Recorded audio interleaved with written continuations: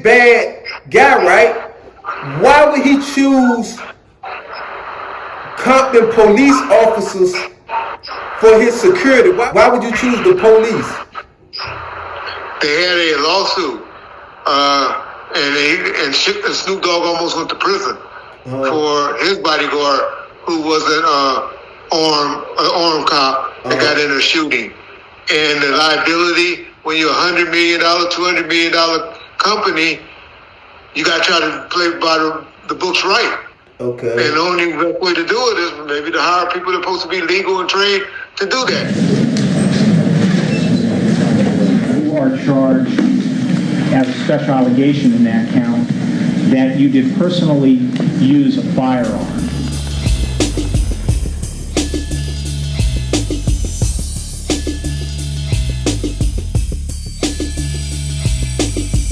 As I look up at the sky, my mind starts tripping, a tear drops my eye.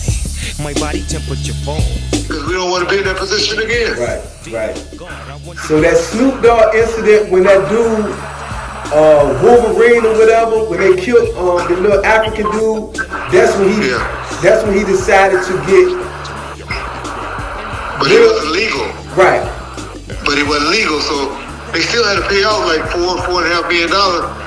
You know, well, it cost $4 or $5 million, but they had to pay that family some money as well because of the liability of taking a case like that to court. Sometimes even when you're right, you just be like, here, you know, and you have to pay out. So you keep doing that, and you keep having incidents like that, right? And you're getting jeopardizing getting your freedom taken away. Yeah. Say, well, will it really cost that much to do this right? Cost us $1 million a year to save us possibly the company or our freedom at worst. Right. You see what happened, unfortunately, with Tupac, how much they lost and what they lost from that. Right. So they were trying to avoid a situation like that. Unfortunately, you know, that situation happened. Right. I don't care if Tupac was the president of the United States. Some gang bangers want to come and ride by and shoot at you. Sitting in the car is not too much protection you can do, other than riding around like Michael Jackson and Beyonce do now in a bulletproof vest, or Michael Jackson did back then, where he had a security guard sitting to the right, security guard sitting to the left, and you sitting in the car like a bitch in the middle. Was Pac gonna do that? That type of security, that's the type of nigga y'all think Pac was? If you do, you didn't know the brother. Right, okay. That's what you're talking about. Okay. So at this time, when you came around, you was the head of security, had the Bloods came in yet? The Mob Pirus, had they came in at this time? Oh yeah, they were around, and they had different roles. Okay. That's the niggas that go and be like, nigga, you step back. Okay. All right. Step back. I mean, you know, hey, nigga, you got some weed? You know, hey, home. Hey, girl, you and your homegirls come over here in the room with us. My boy want to holler at you. Okay, all right. That was their role. Okay. They ain't the type that's just going to be standing next to you. You need me to hold that? You want me to do this? Mm-hmm. Now, they going to treat you like you're a regular nigga. Now, you and your homeboys are. So you got different roles. Okay. What type of nigga? You want a Mr. Bentley hanging around you? Right. You don't want your homeboy that's like Mr. Bentley? Okay. But, you know... So you can't have your homeboys acting like that. So at this time right here, is Suge Knight Blood, or he just recruited him, or is he actually a Blood at this time? Who you saying, Pac or Suge? Suge. Is Suge grew up in the same neighborhood, same sandbox as I did. The P card or the Blood thing grew up on him because. You walk like a duck, crack like a duck, you eventually become a duck, right? Right. Yeah. And that's what eventually happens. Suge was a football player. Now, two men to the left as they put the ball at the 11-yard line, and it'll be first down for the Cougars at the 11. Two men out to the left side wide, Victor Wood and Cotton Sears. Here is Blunt. He gives off Broussard. Fumble tackle made by Marion Knight. Roles rode motorcycles and acrobats and all that growing up because he had what I mentioned earlier, that family structure. Right. He had a 2-parent home and all of that. Right. So no, when he was 15, 16, 17, he wasn't on the corner smoking weed, selling nothing, or getting in the car, going on no missions, nothing. No, that's a lie. Right. But when he came 23, 24, got out there in those streets and started making shit happen, and then he had to bring those type of elements around, it grew on him. Okay, so take me back to Harrio, right? Because I heard, you know, different shit like, how did that deal go wrong? How did it go left? You know what I'm saying? Because you got Harrio's side, then you got Suge Knight's side. So where did that go, you know, left at? Because originally it was called Godfather Records, Godfather Entertainment, and then somehow it became Deathrow. So how did that go? Well, Suge will tell you it was an investment. Okay, hold up. Before you get in there, I got one more question. Don't let that, keep that train of thought right there. If it wasn't for Harrio, would it still been a Deathrow with Suge Knight? Would it still been the same? Just say Harrio would have never came in the picture. Would that still have took place? Yeah, but you needed money. Without Harrio, the money wouldn't have been the way it was. But that wasn't the only money that was. So if the money wasn't there, it couldn't have happened, right? Some of the money, but it wasn't just that money that made it get to that level. Okay. You guys, you remember you always hear about the Vanilla Ice and the chocolate money, right? You hear about Dre. It didn't cost Dre nothing to have that producer in there and that rapper in there to do it, other than the Lil, right? Okay. All right. But then you had Dick Griffey, who had the studio, Solar Records. So you needed that part. You had the Doc, the DOC, who was the writer. And the one that had a great relationship with Dre and in the music business and all that. So it was a combination of 4 to 5 things that helped it. Okay. It wouldn't have all happened without each other. Okay. Without Dick Griffey, who had the record company. Without DOC, who had the pen. Understood. Without Dre, who had the beast and the ability to rap and stuff like that. Okay. And then Harrio, who had the money to keep niggas eating. Maybe still McDonald's, KFC, or Popeyes or whatever. Mm-hmm. So, you know, and the weed and the bitches and the food and gasoline and cars to get there. So it was a combination of a whole lot of stuff. Where did it get off track at? Because he was calling the studio in the beginning, and Suge was fucking niggas up about being on that phone.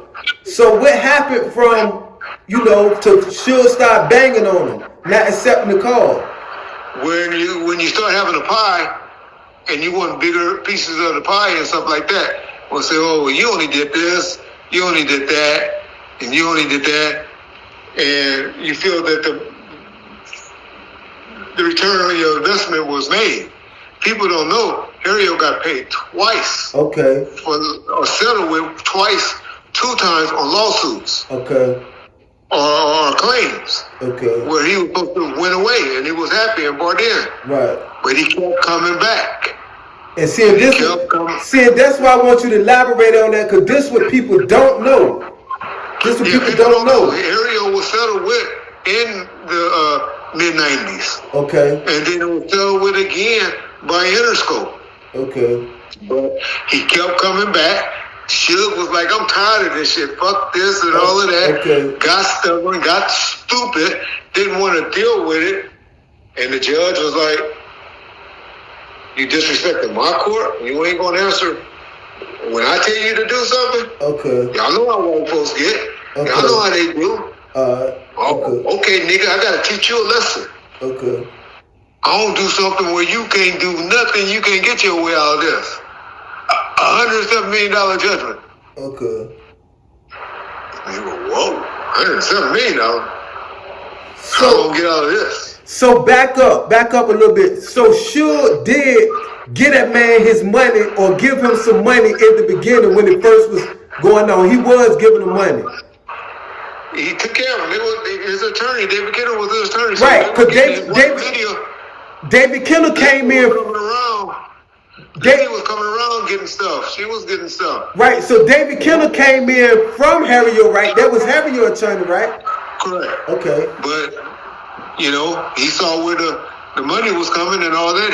He changed. He sold him out. Like, that's who you beef with. Right. Is the guy that you put in place. That's just like me. When she put me in place, I could have sold him on a lot of shit. So that's why you gotta have people and put people in place that you can trust. That's gonna be loyal to you, not to the dollar. And that's what happened to Hario.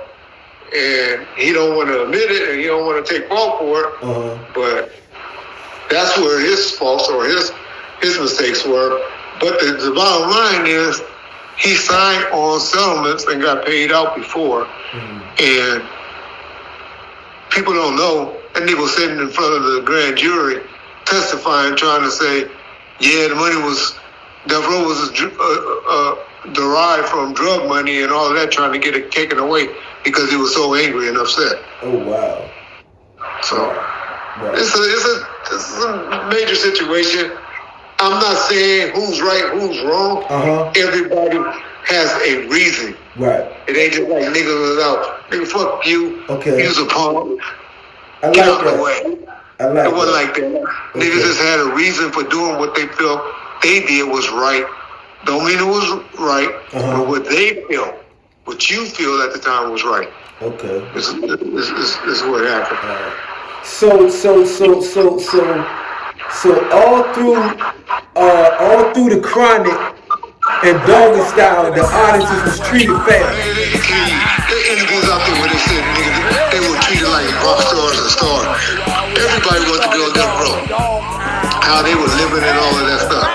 They lived good. Niggas in this man were Suge and Deathrow messed up. Only one thing, it's just like when we get mad. It's like everywhere I look and everywhere I go, I'm hearing motherfuckers trying to steal my flow, but it ain't no thing, cause see my nigga Coolio put me up on the game when I step through the door. You know, some of these niggas is so deceptive, using my styles like a contraceptive. I hope you get burnt, seems you haven't learned. It's the knick-knack, paddywhack, I still got the biggest sack, so put your gun away, run away, cause I'm back. Why? Hit 'em up, get 'em up, split 'em up now. Tell me what's going on. It make me wanna holler cause my dollars come in ozones. Known for the break off, so take off your clothes and quit trying to spit at my motherfucking hoes. Speaking of hoes, I get to the point. You think you got the bomb cause I rode you a joint? You's a flea. And I'm the big dog. I scratch you off my balls with my motherfucking paws. Y'all niggas better recognize and see where I'm coming from. It's still east side till I die. Why X? Why? As the world keeps spinning to the D-O-double-G. Why? It's a doggy dog world. It's a doggy dog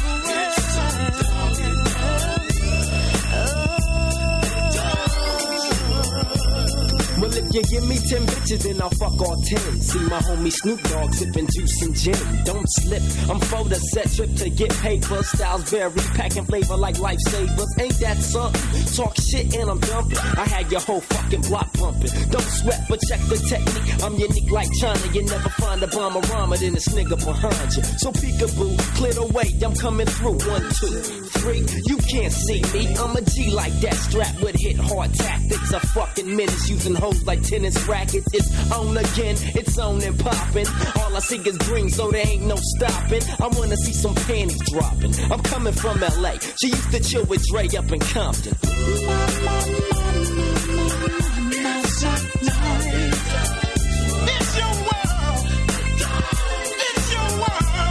The dog pound rocks the party all night till when it don't stop and it don't quit for the dog pound click to drop the caddy dope shit. Jazz out of the motherfucking cup, one smoke, so grab a seat and grab your gin and juice and check out the flow. I flip flop and serve hoes with the fat dick till I die. I'm still screaming that bitches ain't shit. Now I'm the Mac Daddy, Hattie, not known about the city where I'm from. Dumb diddy dumb as you grew to the gangster shit. The D-O-double-G, the P-O-U-N-D, the gangster click. Now as the pound break it down with the gangster funk. I can see and I can tell us what the fuck you want. So I legs up the chronic so I can get high. I promise I'll smoke chronic till the day that I die. It's a dog, it's a dog, it's a dog. It's a doggy dog world.